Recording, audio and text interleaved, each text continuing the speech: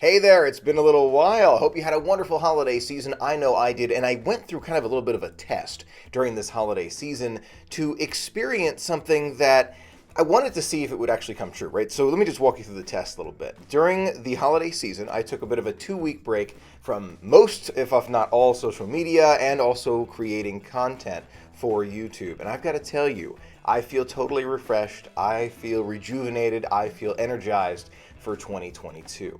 And today I kind of wanted to talk about some of the advantages of taking a little bit of a break now and then, and also an interesting discovery that I found when I was in the parks or just spending time with family for the holidays. Let's dive into it here. I have spoken about it before, the advantages of taking a break from social media. And then before I made this video, I did some research in terms of, why it's so important to take breaks now and again from social media. It really has impacted our lives in ways that I think is difficult for us to even fathom. We think about walking through the parks, we think about going on the monorail, having a good time, one of these things that we're doing as a family.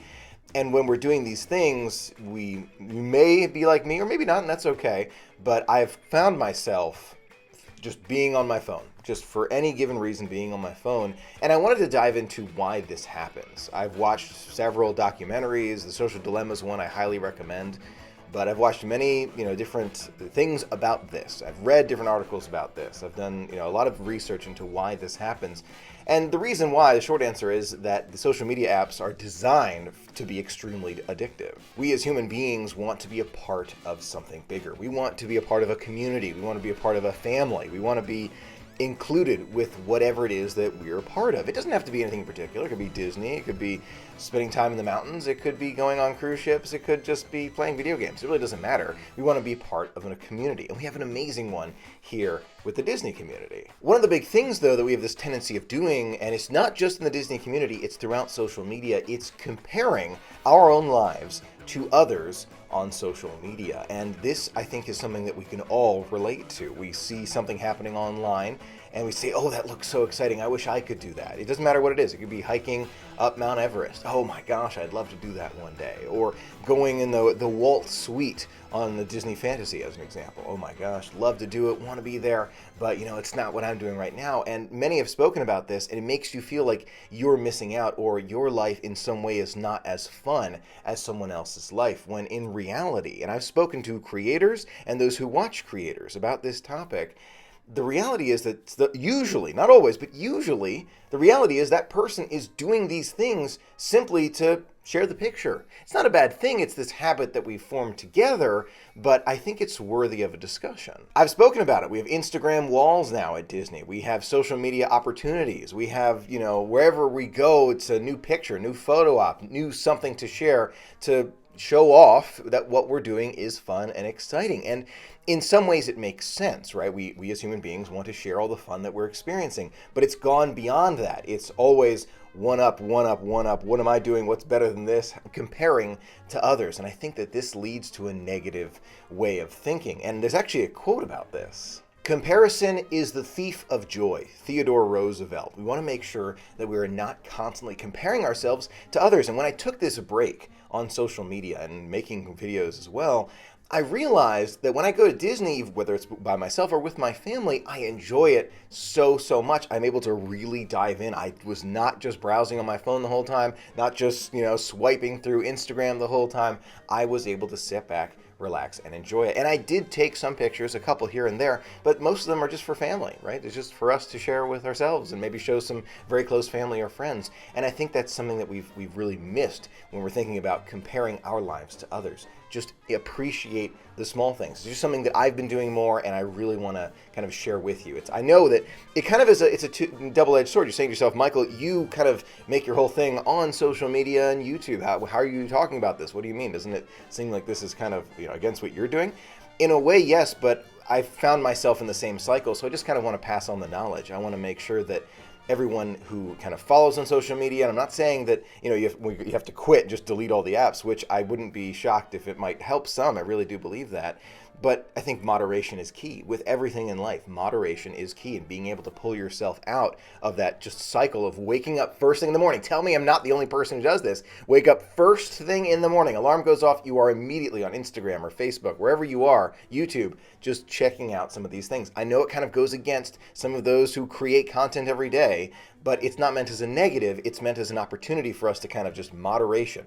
Moderation is absolutely key, so we don't find ourselves being sucked in to this not reality. It's not reality. It's not.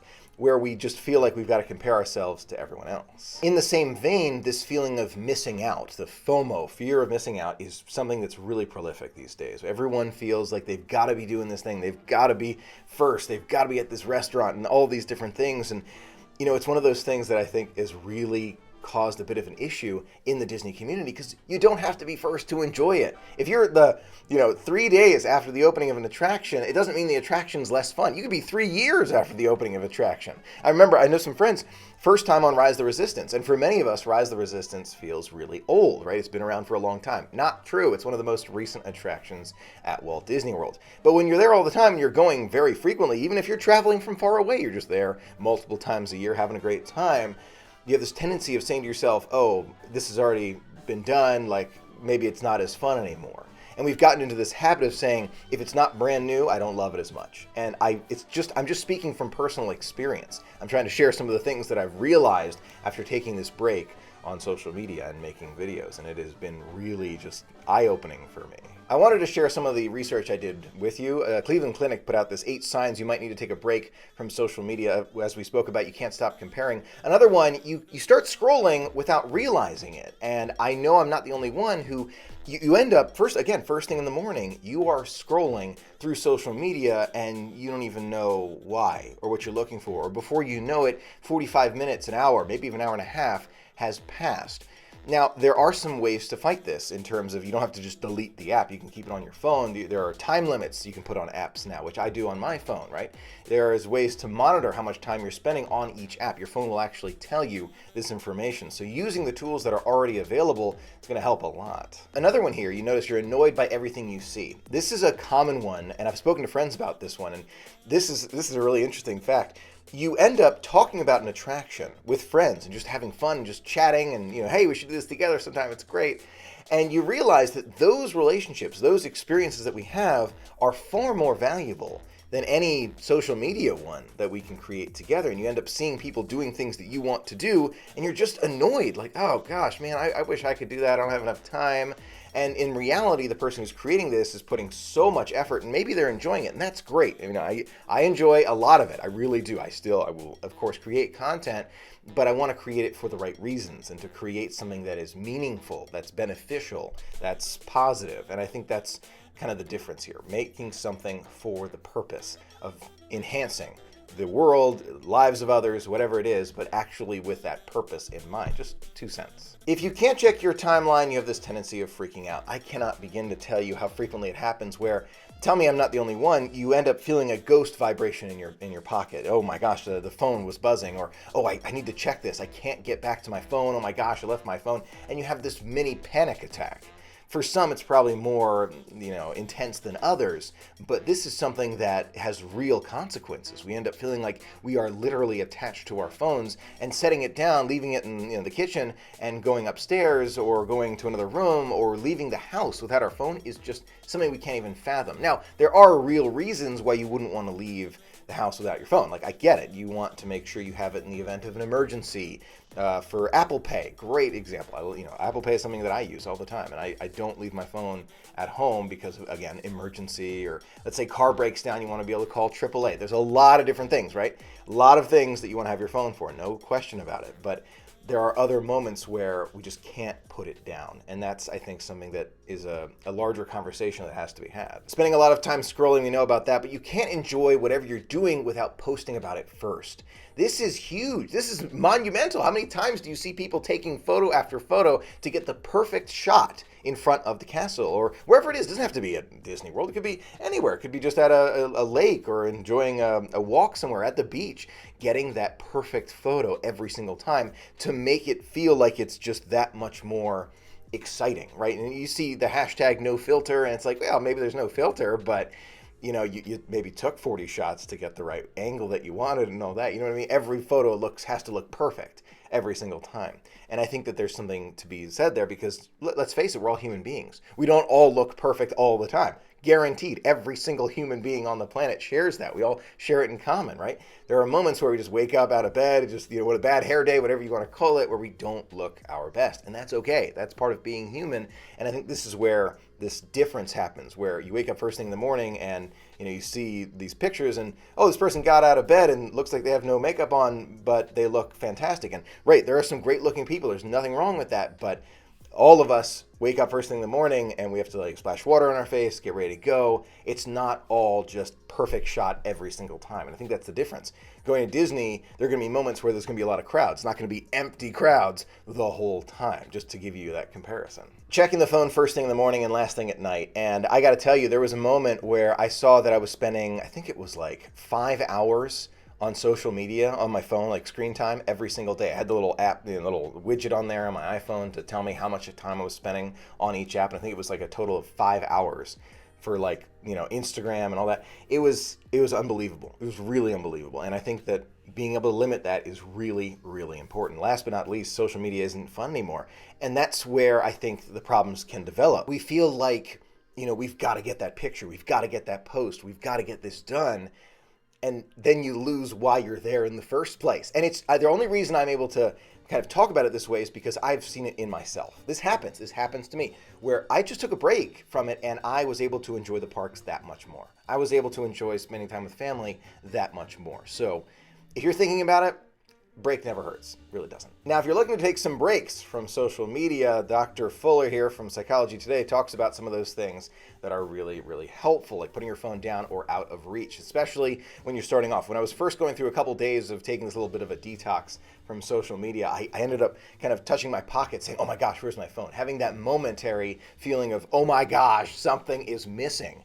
And that is okay. I can tell you from experience, after several days of this, having that feeling first 2-3 days, totally normal. Just kind of move past it. And yes, there are going to be moments where you're going to kind of slip up and say, oh, it's okay. I can take a moment to take a look and maybe put it right down after 10 seconds. That I was able to do that. So, if that happens to you, not the end of the world at all. Also, spending, those limits on social media. There are apps, especially in the iPhone. I think Android's got it too, where you have the opportunity to say, okay, I want you to tell me when I've spent this much time on social media. And I originally limited it to an hour, then at 45 minutes, and now I think it's at 30 minutes a day of all social media. Not just Instagram, but Instagram, YouTube, and all of it together, combined. So being able to do that is going to help you a lot. And yes, you can say, give me another 15 minutes, and you may end up like me, where you have these slip-up days, and you've clicked give me another 15 minutes maybe 10 times during the day, which is a lot, but slowly, and making that slow progress is really going to help a lot. Turning off notifications, this is actually one I did very early on. I have no notifications on for any of my social media apps, and that has helped a lot. It really has. None, zero. And that's the reality of social media, because it's not real life, right? It's showing you some fun pictures, that's cool, but it's not real. It's not. The reality is happening around us, and spending time with family or going on vacation together or just walking around, the nature park.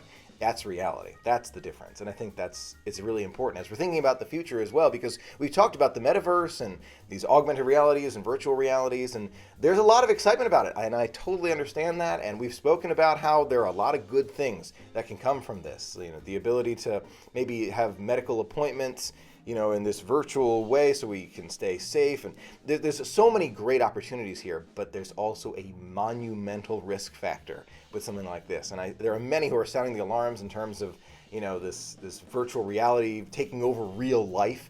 And, we see how addictive social media is. Imagine you have this virtual world where it feels like real life, and you get to always be who you want to be. You always look your best. In a split second, you're done. You look fantastic every day, perfect makeup, whatever it is, in the metaverse or in any augmented or virtual reality. So there are obvious advantages to things like this, but there are also huge, things to get over and things for us to work on together. And I think this, going through these steps now will prepare us for that virtual and augmented reality in the future. I got to tell you, I'm excited for it. I'm excited for the games we can play in virtual reality. I'm excited for the opportunities like exploring space in a spacecraft in virtual reality and just ending up on Mars and looking around as if you're really standing on Mars. So many really, really cool opportunities here. At the same time, taking these steps, I think, will help prepare us for that eventual future. Phone-free zones, that's great. Kitchen table, I like the idea of family dinner without phones. That's a fantastic idea. I'm going to be scheduling that coming up.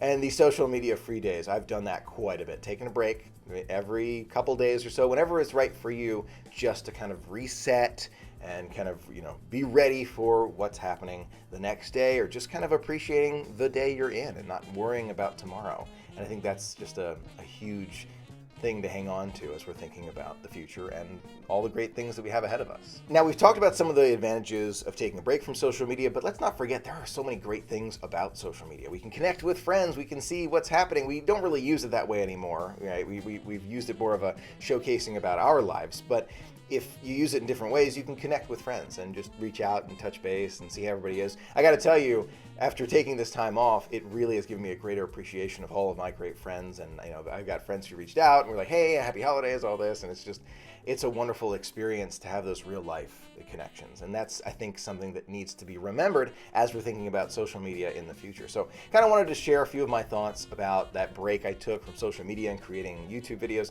Not to worry, I am still going to create videos. Again, I told you, I'm going to keep creating videos. I love doing it. It's a lot of fun. At the same time, I want to make sure the content is fun and educational and exciting and something positive. That's the biggest thing, because we're all in this together. That's how I see it. So many positive things coming up now and in the future, and I'm looking forward to sharing many of them with you. Thanks as always for being a part of the magic with me. It means so much to be able to share it with you. Until next time, have a magical day.